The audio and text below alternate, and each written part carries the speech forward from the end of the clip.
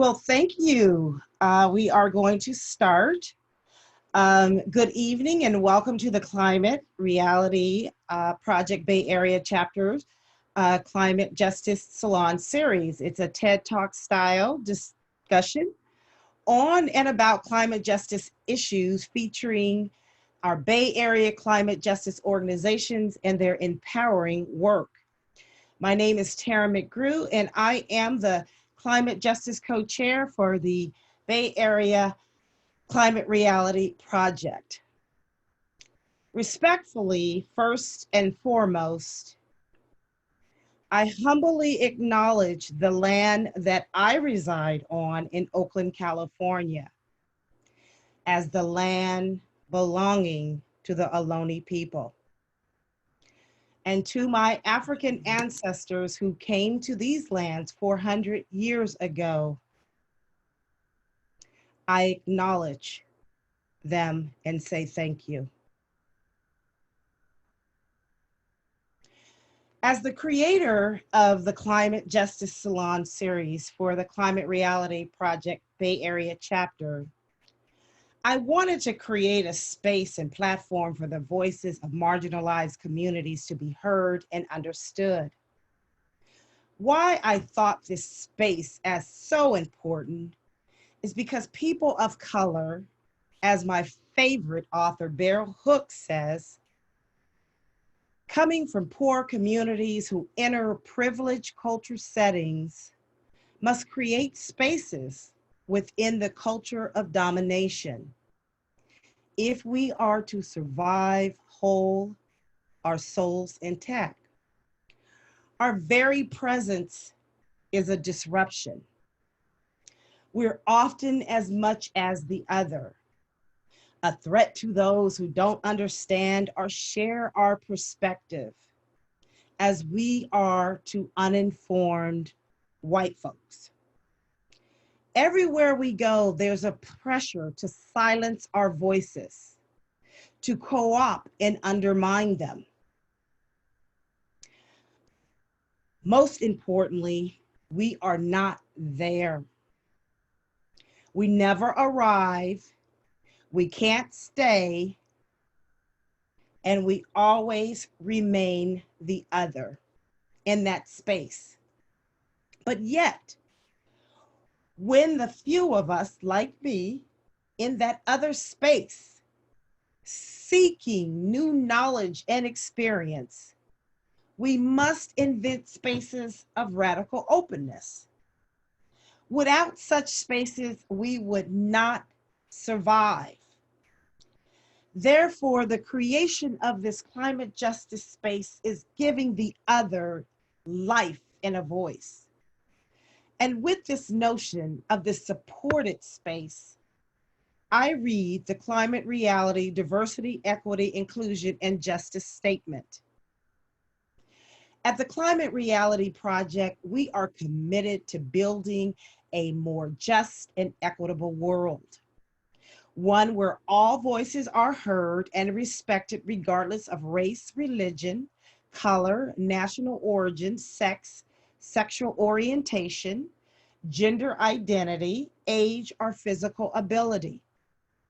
We recognize that a diverse and inclusive movement is crucial to serving and solving the climate crisis. And that to build this winning coalition, we must ensure that those directly impacted, particularly those who have been excluded in the past, are at the center of the movement for change.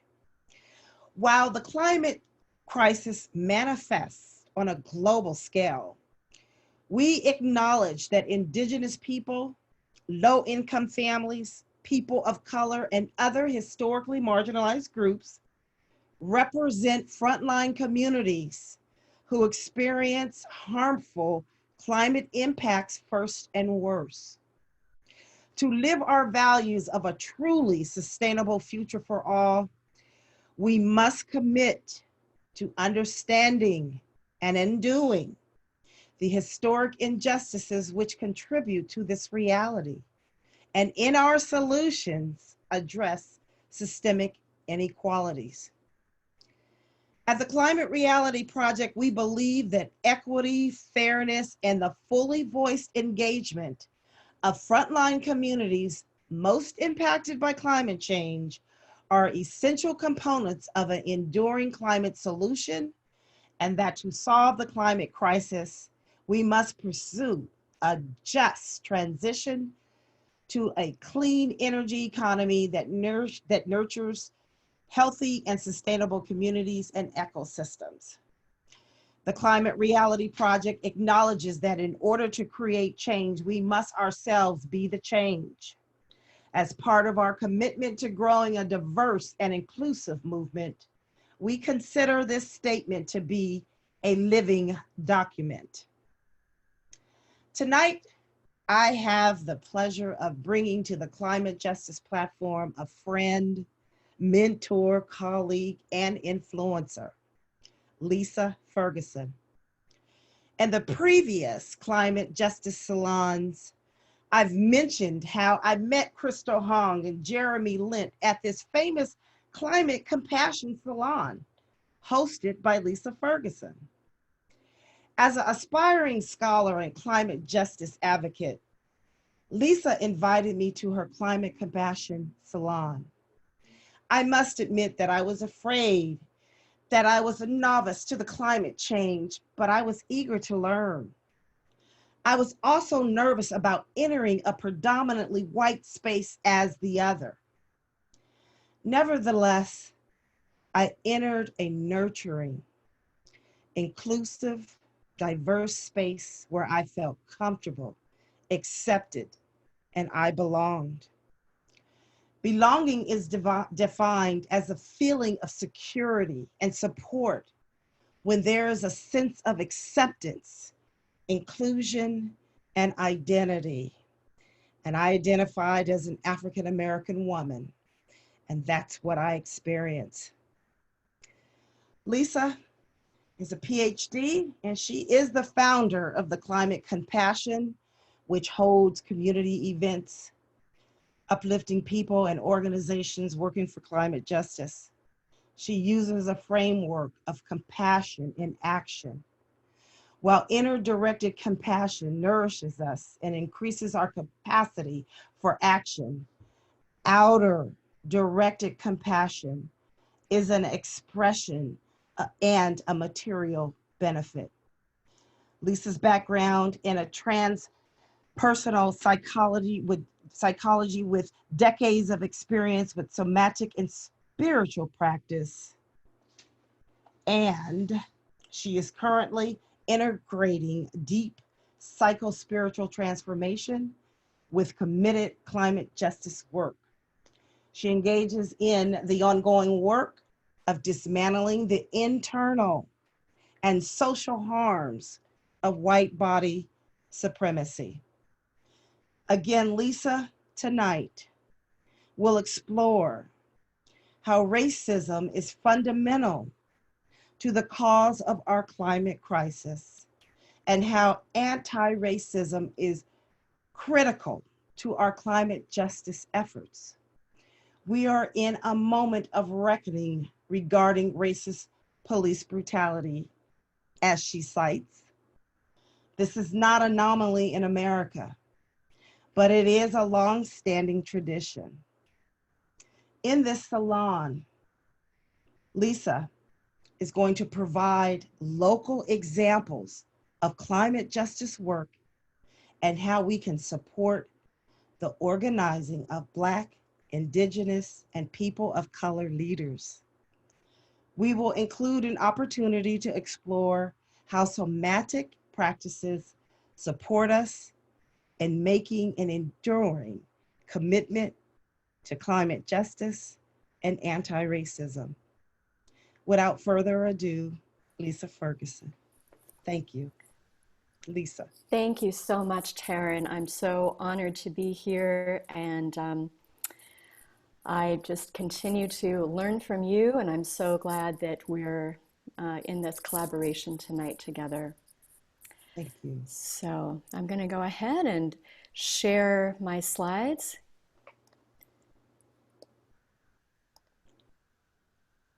And I'd like to build on Taryn's land acknowledgement tonight, just acknowledging that we are on Chochenyo Ohlone land. And I know this is being videotaped tonight, so some of us might know some of these things, but I'm putting in some resources that may be of benefit. There's also an accompanying resource document that I'll drop in the chat at the end of this session that contains all citations. So here we are in Chochenyo Ohlone land, where people tended the land for millennia before colonization. And Ohlone people are still here. I wanted to lift up the Sagorete Land Trust. I feel that's important as we make a land acknowledgement, to acknowledge the indigenous people who are still here and to determine what are the pathways of reparation that exist. So the Sagorete Land Trust invites a voluntary annual contribution of a land tax that you can pay, and it goes to this land trust for the reclamation of land. I also want to acknowledge that this land has been shaped by redlining in this map. It's mostly Oakland. You see a little bit of Berkeley and San Leandro. The red zones are areas that were redlined. The black marks are police murders, and there are green indicators of where shell mounds once were. Those were ceremonial funerary mounds of the Ohlone people. So this land has been shaped by the legacy of slavery as well. So I'm curious to hear, I'd invite you to put this in the chat. These are some of the things that I have heard when engaging in climate work with predominantly white organizations. And I've heard this in small local groups, and I've heard this on national organizing calls. We can deal with racism later, after we get emissions down. Or we can talk to people in the community who are most impacted after we get this bill passed. Or racism isn't relevant to green energy. It's a distraction. It will divide people. So these are some of the things that I've heard that dismiss anti-racism work within the climate movement. And I would be very interested to hear what you may have heard, if you want to put in chat anything that you've heard that dismisses anti-racism work. Have you come across that? So I'll invite you to do that. As you're doing that, I'm actually going to just mention something about my background that Taryn already so beautifully did. First of all, I'm a Miami 2015 Climate Reality alum. And as Taryn said, that the last 5 years, I've really been learning from frontline leaders and organizations. So I continue to be a student. I know Taryn asked me here as a white woman, as someone who really cares about anti-racism, and I want to acknowledge that I'm still learning. There are still ways I embody white supremacy that I still harm, and so I'm really committed to repairing those harms and to better understand how I'm doing that, to dismantling. So I just want to acknowledge that. And Taryn already mentioned about the work of inner and outer compassion. So I'll talk about that more when I lead a practice. So I'm going to check the chat now and just see. I don't think it's important. We should be colorblind. Yeah, that happens a lot. We don't have time. There's the urgency. We have to do the other thing first. What does racism have to do with environmental and climate issues? And we need to focus on the people who can make the biggest difference. Ooh, who are those people? I'm guessing not frontline communities. The earth does not know color. Yeah, thank you so much for this. And this presentation is my best effort to talk about how anti-racism work is critical to our climate work.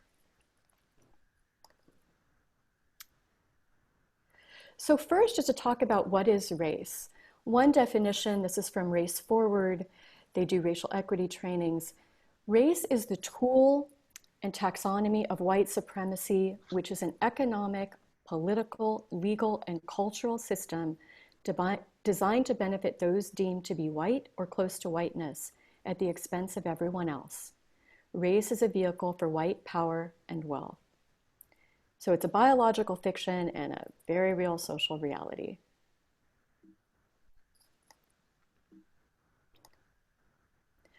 I wanted to bring in this quote from Hop Hopkins, who's Sierra Club's Director of Strategic Partnerships, because I think this is really the foundation.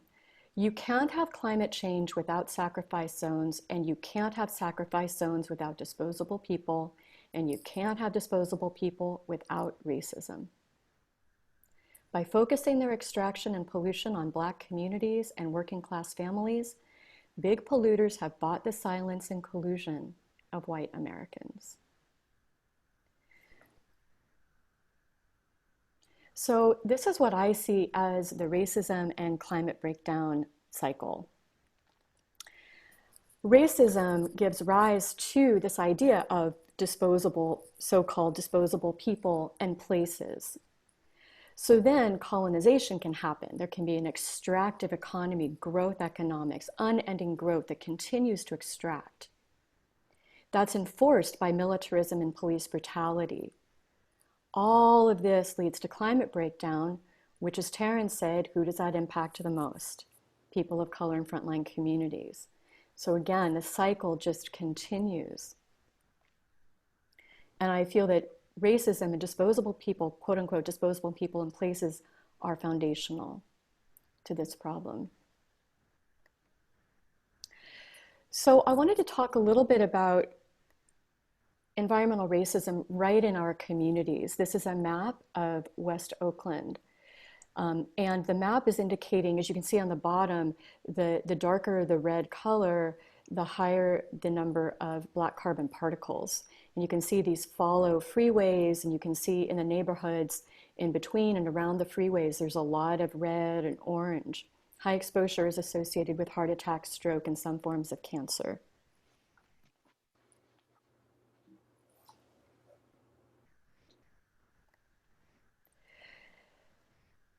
And that relates to health impacts. So you can see on the graphic on the right, asthma emergency department visits, that's East and West Oakland, are the darkest colors, much, much higher. As you get into the light yellow, that's Oakland Hills.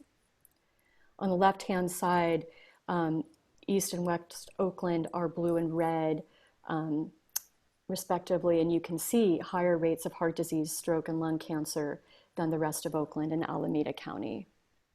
So this is just right here in our community.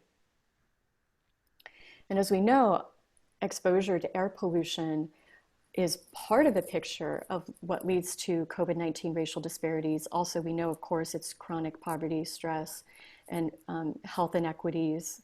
But look at these astounding graphs of coronavirus cases on the left, the comparison between Black and Latinx and white. On the right, death rates. I mean, look at the difference between the death rates for Black folks and even in Native people higher than Latinx, Asian, and white. And this is from an excellent source called White Supremacy is the Pre-Existing Condition. So here's another piece of the puzzle. Latinx and Black Americans are more concerned about global warming than white folks. So if you look at this, the blue and the green are alarmed or concerned about global warming. So you can see that Latinx 70%, Black 57%, white folks only 49%. So there's actually a higher degree of interest and being concerned about these issues. So I wanted to connect this with a quote from Ayanna Elizabeth Johnson. And I wanted to actually read this because I thought it was really, really important. Black Americans who are already committed to working on climate solutions still have to live in America, brutalized by institutions of the state, constantly pummeled with images, words, and actions showing us just how many of our fellow citizens do not, in fact, believe that Black lives matter. Climate work is hard and heartbreaking as it is, as we know. So, to white people who care about maintaining a habitable planet, I need you to become actively anti-racist. I need you to understand that our racial inequality crisis is intertwined with our climate crisis. If we don't work on both, we will succeed at neither. I need you to step up, please, because I am exhausted. So when I hear these words, I really let them touch me. And I hope this really speaks to white people that to really recognize um, how important this is in so many different ways, that this is the foundation, that we can't solve climate unless we are actively anti-racist. So I wanted to add another element about how police brutality and violence enforces conditions of the climate crisis. So what do police and military actually do? Well, they enforce the racial contract. So this is why you can have armed white people with semi-automatic weapons storm a state capitol and actually yelling in police's faces, and nobody gets hurt. And as we know, Black folks, jogging, sleeping in their bed, playing with toys, get murdered. So we see the difference. There's an enforcement of the racial contract. There's an enforcement of the economic contract. They enforce economic inequality. Capitalism actually requires an underclass, a suppressed underclass. So forms of dissent are suppressed. And it basically protects wealth inequality. So billionaires are protected much more than anybody in the 99%. They also are responsible for enforcing land and resource theft. So we know indigenous lands, the so-called disposable places, they enforce that theft. We saw this at Standing Rock when white people didn't want a pipeline going through their area, but when Native people said, we don't want the pipeline here, you saw the military response. And so all of this leads to a racialized concentration of wealth and power. One of the reasons this is really important is because the money for solutions is really in police budgets. I think a lot of people are talking about this. Our US defense budget, you can see the big blue section, 57%. Here's Oakland. All you really need to see is the biggest chunk, 44%. There have since been some commitments to change these numbers, but most cities and towns, it's between 30 to 50%. Billions of dollars. New York, 5 billion. LA was 3 billion. Oakland was 300 million. Now they've committed supposedly to 150 million.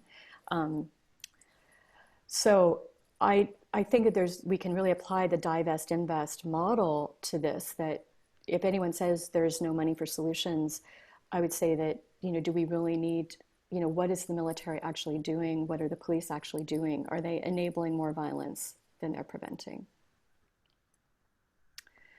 So I wanted to come back to this, and this does contain a reference to George Floyd. So if that, just acknowledging that. So if you don't want to hear that, you could just put me on mute for about 30 seconds. So I want to finish something that Hop Hopkins said. I also know that as long as police can take Black lives, then none of us are truly safe. I keep coming back to the murder of George Floyd, the 9 minutes a cop took to bring the drumbeat of George's heart to a standstill. I keep asking again and again, how could they bring themselves to do it? And now I ask you, what would you bring yourself to do? So I think that is really the question for all of us. This is a moment of reckoning. So in some ways, I want us to sort of stay with the pain of that, but I also want to acknowledge that it's really important to build our capacity. And so when we are with the absolute, utter heartbreak or rage, grief, overwhelm of the multiple intersecting crises in our world, it's really important that we build the capacity. And I think compassion is very capacity building. So what I would like to invite you to do for a moment is just to take a 2-minute compassion break with me. And here's what I'd like to suggest. Just take a moment and notice, what are the sensations in your body as a result of hearing any of this presentation or information or Hop Hopkins words. And just take a breath and notice what you might be feeling in your body. And there could be strong sensations. There could also be numbness. There isn't really a right or wrong. Just breathing into that. And then I invite you to, we first just start with what is, and then I invite you just to take a hand and put a hand on your heart and put a hand on your core, which is just below your navel, if that feels comfortable for you. Or you could put your hands on another part of your body, but just as a gesture of nurturing, of recognizing that this is painful to face into this. And we can offer ourselves a somatic support. And I want to make a distinction that I'll talk about this in terms of white folks, that white folks, we've been conditioned into white supremacy, and we've been conditioned into harmful behaviors. We can recognize that harm and take responsibility for it. That's distinct from being inherently bad. So we can use this compassion to recognize our inherent dignity, our inherent worthiness of love and compassion, and need for soothing of a highly activated nervous system. We all, each and every one of us, deserves that compassion. And we can take responsibility for any harms we cause. We can take responsibility for deconditioning white supremacy in ourselves and dismantling it in our society. So we can really allow in this love, actually somatic by the touch, a form of love and compassion that can give us this sustenance to continue our work. This really builds capacity without bypassing what the work is. Just taking a deep breath. Maybe kind of breathing into your hands and exhaling. Nice long exhale. So I'm going to continue on now, and what I'd like to talk about are solutions to our intersecting crises, and then we'll have some time for a breakout. Wanted to just touch on climate reality solutions. Right now, they're really focusing on green energy. This slide starts off 100 slides of solutions, all on green energy. I looked for anything that related to climate justice, and I found this, which says that corporate leaders should take into account all stakeholders. Wholeheartedly, support that, but how's that working out? Since the pandemic, US billionaires have gotten $434 billion richer, and 40 million people have lost their jobs. So I absolutely support structural changes to how corporations function. I think we need to add a climate justice frame to solutions. So how can we distinguish false and just solutions? Or how can we make sure that solutions are truly just? So I want to start by offering this strategic framework for a just transition. This was created by Movement Generation with Our Power campaign. And this is a big framework that I really hope that you delve into. There's a link for this. You can download the whole strategy framework, not just this slide. But I want to use this as a basis for talking about what are just solutions. Over here on the left side describes an extractive economy. On the right, a regenerative economy. The idea is to divest power from the extractive and move it into the regenerative. So I just want to acknowledge that within this framework is articulated these key elements of militarism as a form of governance, the enclosure of wealth and power, a colonial and consumerist mindset, an extractive relationship to resources.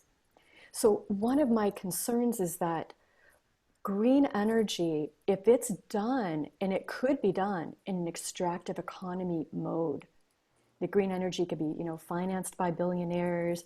You could have planned obsolescence and always the new kind of solar panel and still not addressing colonialism. Basically, that we end up still burning the planet and with a lot of damage, and we still end up with disposable people, quote unquote, disposable people in places. Whereas a regenerative economy, the governance is deep democracy. We have a regenerative relationship to resources. We tend them for at least the next 7 generations. For worldview of caring and sacredness with a purpose of ecological and social well-being. So no one's left out of this. So I just want to set that basic framework for how we think about solutions. Like, what is a just transition? And I think Movement Generation is doing really excellent work to continue to articulate what that might look like. They just had a course correction 4-part series. Those videos will be on YouTube, so you can catch up with that, really looking into what, some of the deeper elements. What does this change look like? They have a Black Land and Liberation Initiative, so they just do really incredible work. I want to acknowledge their co-author on this was Our Power campaign, and the Climate Justice Alliance has also put out a People's Orientation to a Regenerative Economy, which is a whole framework. So these links are in the resource doc. Now I'd like to talk about climate justice solutions and organizations leading the way. Most of these are people I've hosted through Climate Compassion. Most are local. And so they're ones that I know well, and I just want to give a sense that rather than feeling like we need to recreate the wheel, or I think Amelia, you said, we need to, what was it? We need to focus on the people who matter or something like that. But to really look at the grassroots work being done in communities that for me, I think these are the true leaders. So just because of time, I need to quickly check and see how we're doing here on time. I'm going to go through these relatively quickly, but please know that you can delve into any of these organizations through the links.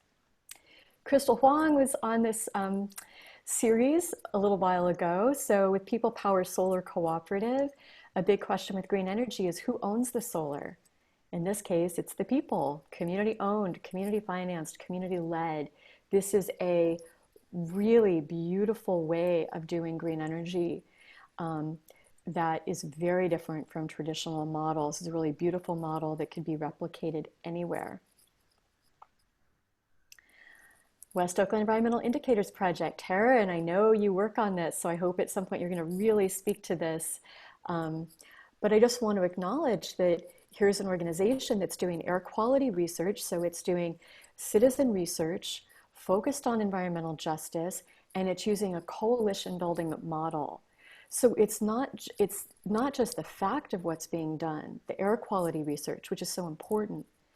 It's the environmental justice commitment as well as the coalition building. And I just want to say, I love this, what's said here, giving West Oakland more than a seat at the table, because representation isn't enough, just a seat at the table.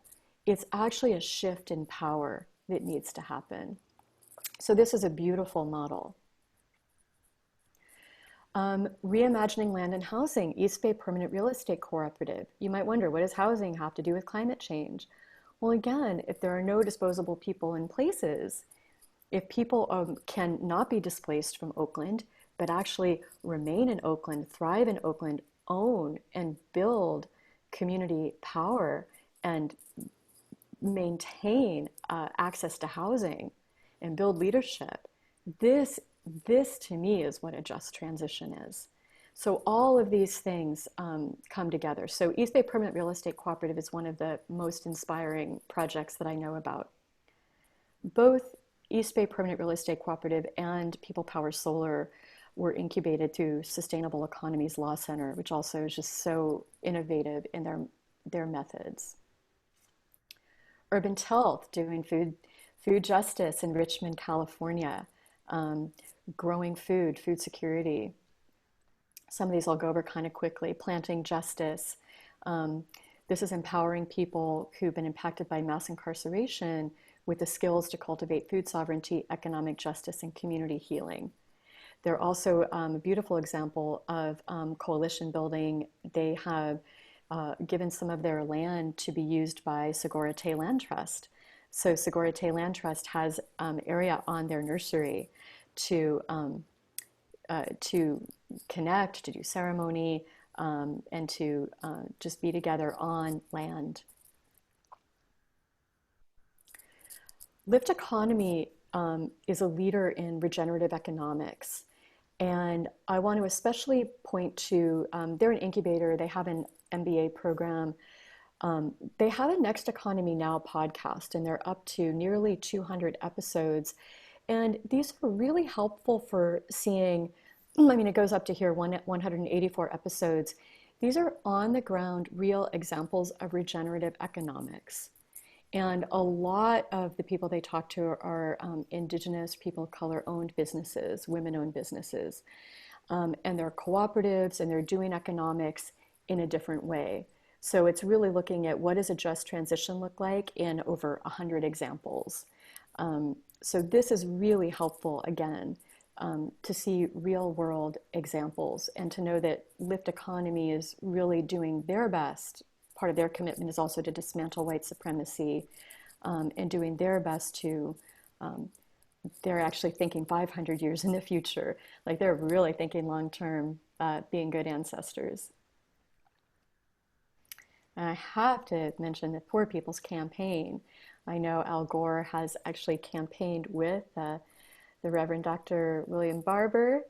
And if you don't know about them, they have really strong policy agenda, and they're building a national campaign, and they're addressing the 5 interlocking injustices of systemic racism, poverty, ecological devastation, militarism, and religious nationalism. So very integrated campaign. They have just awesome policy platforms. So they're really something that we can get behind. And of course, I love them because it's moral. There's a deep, really a deep focus on beloved community and deep sense of love for all people that's at the root of this campaign. I want to acknowledge local Indigenous initiatives. I mentioned Sogorea Te Land Trust, Idle No More, SF Bay. It's a local Indigenous organization, the SF Bay chapter, and they do a lot of work, and they do a lot of work in solidarity, not only with Indigenous people nationally, but also in South America. So they're a great group to connect with, just to learn about actions and to be able to support these Indigenous actions. I want to acknowledge Cafe Olone, Mak Amham. I hope I'm probably not saying that right. I want to acknowledge. This is Vincent Medina on the right, and he has called this decolonization in action. And when I asked him, what do you want, like white people, what do you want settlers to know? And he said, I want people to know that we're still here, we have language, we have culture, and we don't have federal recognition. So please help us with that. So these are just 3 local Indigenous initiatives, but I think it's extremely important that we learn about them and support them whatever way we can. Also, solidarity with worldwide Indigenous initiatives is extremely important. Amazon Watch does wonderful work. The Living Forest Initiative of the Sarayaku people is just a visionary Indigenous approach to how we could heal our climate. And we know that the Amazon is in dire danger. A lot of people are being lost due to COVID. And as we know, the impact of diseases on Indigenous people and the history, and also just the fires and the leadership in the Amazon. Women's Earth and Climate Action International also works with Indigenous people all over the world. One of their current things they're doing, they're actually taking a delegation. They're so badass. They take delegations and they go straight into the halls of power. So they're pushing Deutsche Bank, who's invested $68 billion in the last 4 years in fossil fuels to divest amidst recent pipeline shutdowns. So they take Indigenous women mainly, and they just take them into these boardrooms and ask them to divest. They actually got a commitment from Norway a year or so ago. I want to mention The Condor and the Eagle is a film that's just come out, which is talking really about the Americas, North and South, Indigenous communities, and all of us supporting and the solidarity that's necessary. And a lot of the people who are in this I've seen speak, and to actually see them in their home territories is extremely moving and informing. So I highly recommend that. And of course, No Sacrificed Communities is a signature part of their call. And I'll just mention like Sunflower Alliance, they have a practical climate justice solutions every week. So that's just a really simple thing. If you wanted to like, I just want one simple thing I could do. I think, I haven't worked with them personally, but I am on their newsletter, and I think they have some pretty solid solidarity actions you could take each and every week. So I just want to offer some principles and values, I think, when we think about climate justice solutions. First, ground solutions in a just transition model. Follow the leadership and organizing of Black, Indigenous people of color and those most impacted.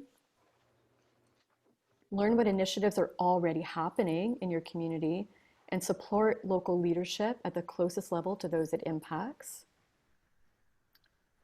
So West Oakland Environmental Indicators Project, good example of that. Learn whose land you are standing on. What are Indigenous initiatives and how can you support them? Use power and privilege to shift power to those most impacted. Again, this isn't just like representation or tokenizing, but actually shifting power. And actively engage in anti-racist work. So we do our own anti-racist work to become less harmful, and then we actually do the anti-racist work of standing up and like divesting from policing, for instance.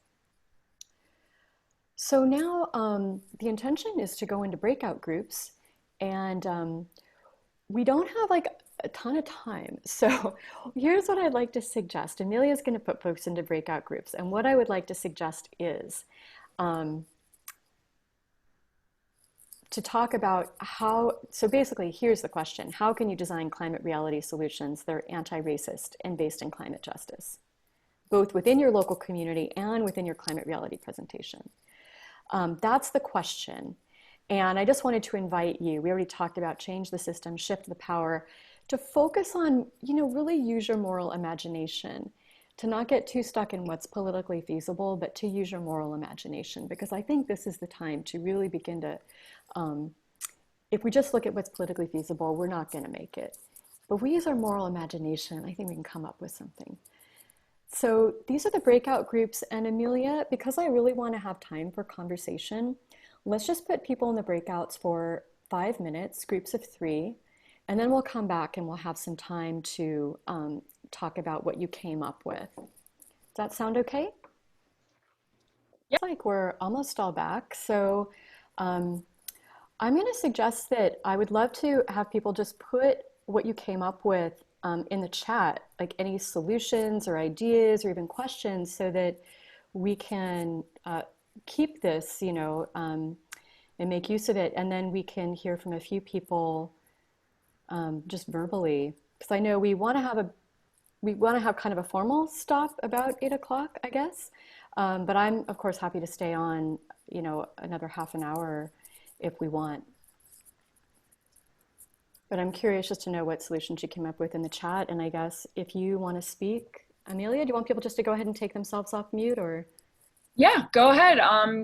Everybody's welcome to take themselves off mute, or you can, post into the chat that you have, sorry, ooh, it's loud, that you have something that you'd like to talk about, and I can unmute you. However you like to do it, just go ahead. Well, hi, this is Bonnie Hamilton. I really appreciate what you had to share, Lisa.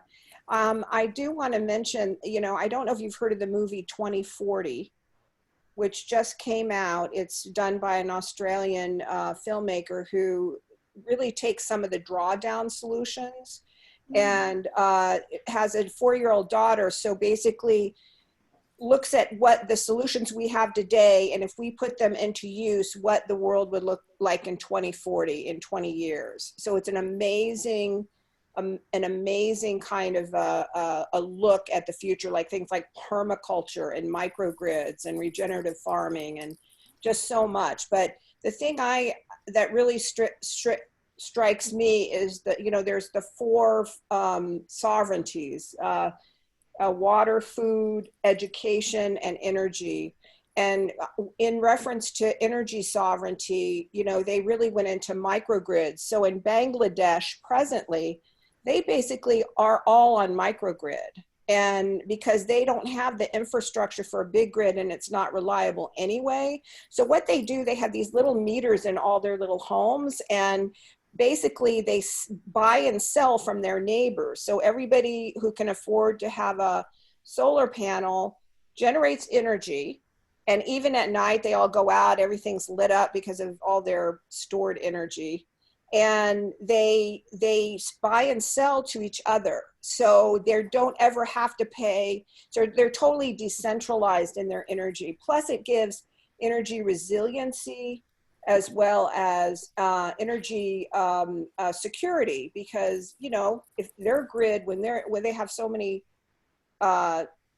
catastrophes that when they, you know, the grid wouldn't work, it would take months to even fix the grid for them. So it really works well, and it gives people so much more, you know, power, pardon the pun, but in what they can do in their own communities. Unfortunately, right now it's illegal to have community microgrids through our state regulations, which I believe there's a bill going to be presented next year to undo those regulations.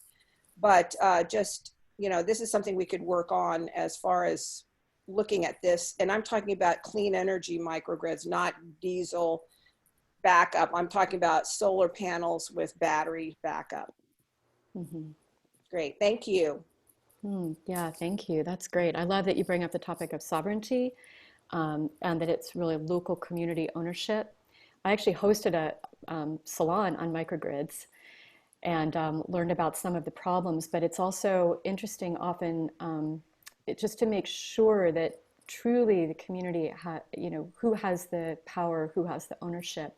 I want to acknowledge that People Power Solar is looking into doing some mutual aid, and they're looking into solar trailers that could be mobile and go to different places in the community as needed. And I think that that's a great model. I'll also mention, you might have heard of, I think it's called Casa de Pueblo in Puerto Rico. And Naomi Klein wrote a whole book about this, that after Hurricane Maria, what were the communities in Puerto Rico that survived, you know, that did pretty well. And they had local leadership, and they had regenerative food systems, more indigenous food systems, but you know, traditional ecological knowledge, and they had local leadership. And Casa Pueblo they actually had solar power on this building, and it became a community hub. So I think these are the things that are really helpful. So thank you for lifting up those options. And I just want to acknowledge some of the things that are in the chat. People are talking about political representation, environmental literacy, environmental justice literacy, storytelling. Yeah, I was going to say there's a lot of activity in the chat, so feel free to unmute yourself and chime in vocally if you want. Mm-hmm, mm-hmm. Yeah. I know someone says CRP presentations always have a slide or two about environmental justice. I noticed that. I just want to acknowledge that out of like 500 plus slides, I noticed like the most I saw was 5 slides in Atlanta. So just, it doesn't feel foundational to me. It feels like, you know, it's mentioned, but it doesn't feel like it's really foundational. No, and I guess, you know, really on the presentation is you can add your, I mean, even with the CRP, you can add your own slides. I mean, you can add 1 or 2 slides and seeing maybe ones that would be speaking to your audience. For instance, if I was doing something in San Francisco, maybe, you know, I'd have something that's specific to Bay Area, like what's happening, say, some of the organizations that you mentioned, how can you support? Yes, you work in, say, I'm talking with a bunch, I did this one where I was talking to tech people. So yes, you all work in tech, but the reason you're able to be here and be able to thrive is because, you know, understand the history, understand people who may not have as much as you, and also understand, you know, what's happening in this world and how it's impacting your neighbors. You know, trying to get empathy to people and showing that correlation, but also showing it that it's not just people saying, not saying New Orleans is important. Obviously, it is important to happen, but showing it's not just there, it's happening only a few miles away from you. Mm-hmm. Yeah. Yeah, I like to say too that I do agree with Lisa that there are not enough environmental justice, climate justice slides in our presentation. And I'm very hopeful that our forthcoming global training, there will be more slideshows included. In particular, as we definitely advocate and bring forth the Poor People's Campaign in our statements, the climate reality, a national statement, and also organizing. And we had on June 20th, the Poor People's Campaign that went national. I hope that maybe they'll bring that more into the slideshow. And I feel that they probably will, but this is an opportunity as climate reality leaders that we let them know what they need. I found a space, I found something that I thought was not a part of the project, and here I am today, and I feel so encouraged by National in wanting to see new innovative ways and creative ways and solutions. And of course, to bring forth those frontline communities. We're in the Bay Area, but I'm quite sure in every region, the frontline community organizations, as Lisa did tonight, and what I'm trying to do as well. So I welcome you and I encourage you to let our national headquarters know what you need. It's just like when you go to the store and you experience something, if you don't call customer relations or you don't bring it to their attention, they don't know. And, you know, as the old saying says, a closed mouth will not get fed. And if we are to feed and nourish ourselves, but most importantly, our planet Earth and saving it, we need you to advocate. We need you to speak up. So in this area, there definitely is a lack, but I'm very hopeful and I'm very eager to see the forthcoming global virtual presentation, which by chance has 10,000 trainees and the future of where the Climate Reality Project is going. So we have a platform, you have a platform, and please raise your concerns and questions and give them your ideas and give them your creative solutions, because this is how we're growing on a national level. And this is the only way that we're going to be able to solve our climate crisis and, of course, protect our Mother Earth. So thank you. We are going to continue in conversation. Please stay on. I just wanted to say thank you, Lisa, and thank all of you who have participated tonight. I'm just interjecting quickly, but I want to get back to discussion and questions because I'm just so heartfelt right now of the love and the human and spiritual space of being a human tonight as we address these issues as they relate to people of color, indigenous people, and marginalized communities, and bringing that whole element of belonging. I just want to bring again to your attention what my definition of belonging is: that feeling of security and support when there's a sense of acceptance, inclusion, and identity. Lisa gave that to me, and I'm a Black woman. And she created a space where it's a diverse space where all walks of life come, and we get this feeling of belonging as I have felt tonight. Thank you. All right, so go ahead. Please finish with all of your question and answers to Lisa tonight.